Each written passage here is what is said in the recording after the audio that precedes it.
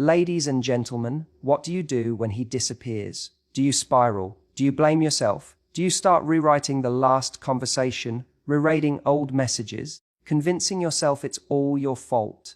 Or do you pause and realize his absence is not about you?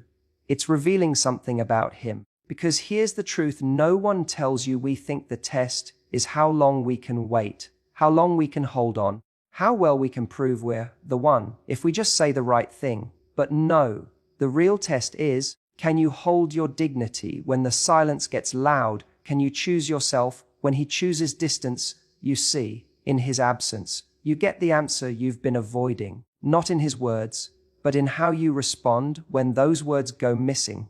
This moment, when he pulls away, when you feel the gap, when your heart starts to ache, is the moment you either lose yourself or meet yourself. You either chase him or you come home to you. Because anyone can love you when you're showing up, but only someone who truly values you will love you enough not to disappear. The strength in silence is one of the most misunderstood and underestimated forms of power. We live in a world that celebrates loud exits, dramatic confrontations, and bold declarations. We're taught that if we're hurt, we must say something. If we're angry, we must shout. If we're walking away, we must explain ourselves. But sometimes the most powerful thing a woman can do is say nothing and leave anyway. Silence isn't the absence of feeling. It's often the presence of every emotion that's been held back for far too long. The kind of silence that comes after countless conversations where she had to repeat herself. After all the moments where she cried quietly into her pillow while pretending she was okay. After all the times she had to swallow her pride, minimize her pain, or justify someone's inconsistent behavior just to keep the peace. When a woman goes silent, it's not because she's given up easily. It's because she's been fighting a war inside herself, trying to reconcile her love for someone with the damage they're doing to her spirit. She's analyzed every moment, questioned every detail, doubted herself, over-explained, and given more chances than she can count. Her silence is not abrupt. It's the result of emotional exhaustion. She doesn't leave with a storm. She doesn't throw blame around or beg to be heard one last time. She simply chooses to remove herself from a situation that no longer values her voice. That moment, when she stops talking, stops chasing, stops trying to make someone see her, that is the moment of true power. Because that silence isn't passive, it's a boundary. It says, I've said everything I needed to say, and now I choose peace over repeating myself. For the person on the other side, that silence can be deafening. Because when she was still speaking, there was still hope. Her words, even when filled with pain or frustration, were a sign that she still cared enough to try. But the silence, that's when it's over. That's when she's decided that her energy is better spent on healing than on trying to fix what only she was holding together. People often underestimate the woman who stays quiet. They think her calm means she didn't feel anything deeply. But the truth is, it takes incredible strength to feel everything and still choose to walk away without making a scene. It takes emotional maturity to decide that proving a point isn't worth your peace. It takes dignity to bow out gracefully when you could easily explode from all the things you've had to keep inside. That kind of silence carries more weight than words ever could. It says, you don't get access to me anymore. Not because I hate you, but because I love myself enough to leave in peace. Her silence is a statement, a loud, clear message that no longer needs translation. It's what happens when self-worth rises higher than the need for validation. And in time, that silence begins to echo, in the spaces where her voice once filled the room, in the absence of her support, her warmth, her effort. The other person begins to feel the weight of everything they took for granted, because silence leaves room for reflection. It forces people to sit with themselves. And that's when they finally begin to realize what her words were trying to say all along. She didn't leave because she stopped caring. She left because she started caring about herself more. That's the part most people miss. They think when someone walks away, it's out of anger or coldness or bitterness. But often, it's the opposite. She left with love still in her heart. She left after exhausting every last effort, every ounce of patience, every second chance she could offer. She left with compassion, with tears still fresh in her eyes, but with a clarity she could no longer ignore. For so long, she stayed. Not because she didn't see the red flags, not because she was blind to the patterns, but because she believed in what they could be. She held on to the hope that if she just tried a little harder, if she gave a little more, if she loved a little deeper, maybe something would shift. Maybe he would change. Maybe the relationship would evolve into what she always dreamed it could become. But she slowly realized that her love alone could not fix what was broken. That effort doesn't matter when it's only coming from one side. That loyalty loses its meaning when it turns into self-abandonment. She found herself constantly showing up for someone who was only halfway present. She gave chances, overlooked things that hurt her, silenced her own needs to keep the peace. And in doing so, she started disappearing in her own life. She didn't walk away because she stopped caring about him. She walked away because she finally started caring about herself, her well-being, her mental peace, her emotional safety. She started asking different questions. Not, how do I make him stay? But, what is this costing me to keep holding on? Not, how do I fix this? But why am I the only one trying? There's a quiet kind of breaking that happens when a woman loves someone who doesn't show up for her. She starts questioning her worth. She starts wondering if she's asking for too much when really she's asking for the bare minimum. She starts doubting herself, thinking maybe love is supposed to hurt, supposed to feel uncertain, supposed to be one-sided. But eventually she wakes up, and not in a loud, dramatic way. Sometimes the loudest awakenings are the quietest. One morning she looks at herself in the mirror, tired of justifying the disrespect, tired of defending someone who never defends her, tired of sacrificing her happiness for someone who doesn't even notice her pain. And in that moment, something inside her shifts. She remembers who she is. She remembers that love should never require you to lose yourself. She remembers that peace is not a luxury, it's a right, and she finally gives herself permission to choose it. Even if it means walking away from someone she still loves. Even if it means grieving a future she hoped for. Because the moment she starts caring about herself, everything changes. She stops fighting battles that aren't hers to fight. She stops needing validation from someone who never truly saw her. She starts creating space in her life for something better. Even if she doesn't know what that looks like yet. And maybe he'll say she gave up too soon. Maybe he'll tell himself she didn't really care, but deep down, the truth will remain she cared too much for too long.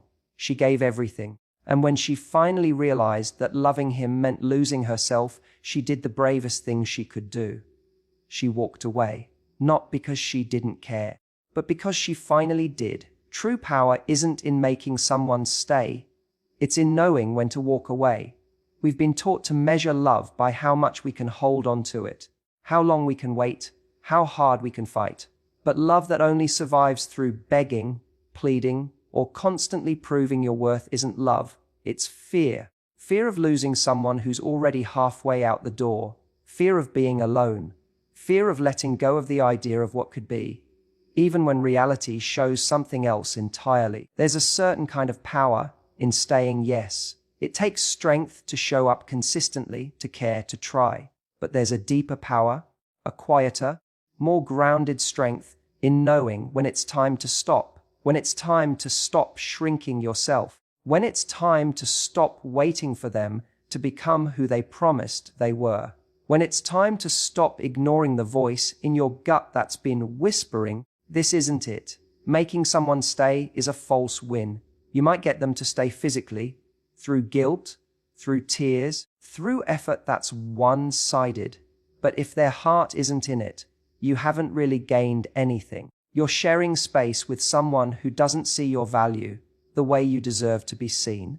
And over time, staying with someone who treats your love like it's optional chips away at your self-worth. You don't need someone who stays because you ask them to. You need someone who stays because they want to, because they see your light, because they feel safe in your presence.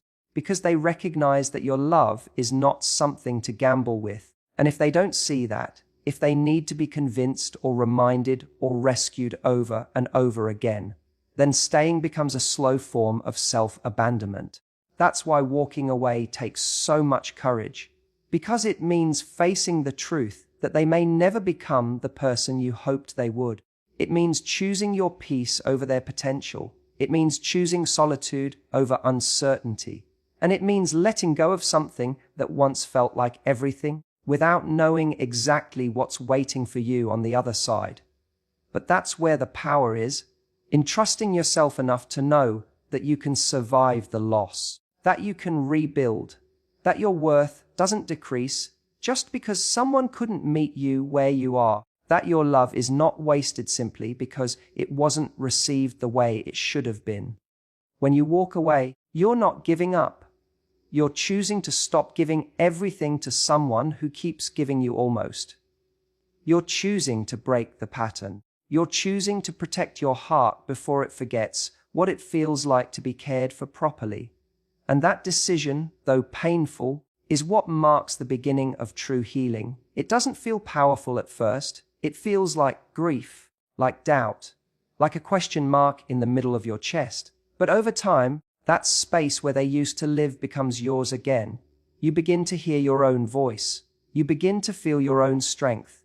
And one day, you look back and realize that the moment you thought you were losing everything was actually the moment you were taking everything back. Walking away isn't weakness, it's the deepest form of self-respect. It's easy to stay in situations that feel familiar, even when they hurt. It's easy to hold on to people because you've already invested time, energy, love, and hope into them. And when you care deeply, the idea of leaving feels like failure. You keep thinking, maybe if I try harder, maybe if I love more, maybe if I'm more patient, more understanding, more forgiving. And so you stay. You stay because leaving feels like giving up. But it's not. There comes a point where you realize that staying is no longer strength. It's sacrifice. Not the kind that builds love, but the kind that slowly erases you. When you keep accepting less than you deserve, when you keep waiting for someone to meet you halfway, and they never do, it begins to wear down your sense of self. You start doubting your needs, your standards, your worth. And it doesn't happen all at once. It's slow, quiet, almost invisible, until one day you don't recognize yourself anymore. That's when the real strength is needed, not to keep holding on, but to finally let go. To walk away, not because you no longer care, but because you've realized you've been the only one caring enough for both people. And that's not love, that's emotional survival. It's holding everything together while the other person barely shows up. It's explaining, justifying, over-giving, and hoping. And somewhere in the middle of all that, you start to disappear. So when you choose to walk away, you're not being weak. You're choosing to stop betraying yourself. You're choosing to stop settling. You're choosing to say, I deserve to be chosen, not just when it's easy, not just when it's convenient, but every day. That's not weakness. That's a woman reclaiming her value. That's a human being drawing the line and saying, no more. People will sometimes look at you and say, you gave up too fast, but they didn't see the nights you cried yourself to sleep while pretending you were fine. They didn't hear the conversations you had with yourself, trying to convince your heart to stay when your soul was already tired. They didn't feel the ache of being emotionally alone while lying next to someone who barely noticed your pain. They don't know what it took to love someone who made you feel like too much and not enough at the same time. Walking away doesn't mean you stopped loving them. It means you finally started loving yourself. It means you decided that your peace matters more than their potential. It means you stopped believing that love is proven by how much suffering you're willing to endure. Love doesn't demand your silence. It doesn't ask you to keep accepting pain as part of the package. And it certainly doesn't thrive in imbalance, confusion, or one-sided effort. So when you walk away, you're choosing clarity, you're choosing your future, you're choosing the version of yourself who remembers what it feels like to breathe freely, to laugh without restraint, to love without constantly questioning if it's safe. That choice doesn't come from weakness.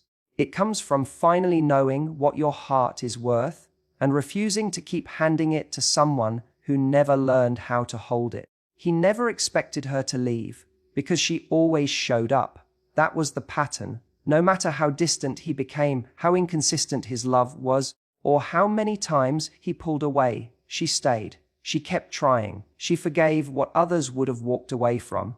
She gave chances that weren't even earned. She kept believing that if she showed up enough, he'd eventually meet her there. And over time, he got used to that rhythm. He got used to her texts, her check-ins, her care. He got used to her energy wrapping around him like a safety net. She became predictable, not because she was ordinary, but because she was reliable in a way he hadn't earned. He knew that no matter how careless or unavailable he became, she'd be there, loving, hoping, fixing, giving. So he stopped trying, not out of malice, but out of comfort. He mistook her presence for permanence. He believed that her love would keep her stuck, that she'd never really leave, because she never had before. And maybe that was his biggest mistake, thinking she'd always tolerate being the only one invested. What he didn't realize was that she wasn't staying because she was weak. She was staying because she believed in the bond. She believed in what they could be. She thought, maybe if I just love harder, stay longer, be more patient, he'll finally wake up and realize what we have. But love doesn't work like that. You can't keep showing up for someone who's not showing up for you. Eventually, even the strongest heart runs out of reasons to stay. One day, something shifted in her. It wasn't a dramatic blow up. It was quiet, almost invisible from the outside. But inside, she felt it.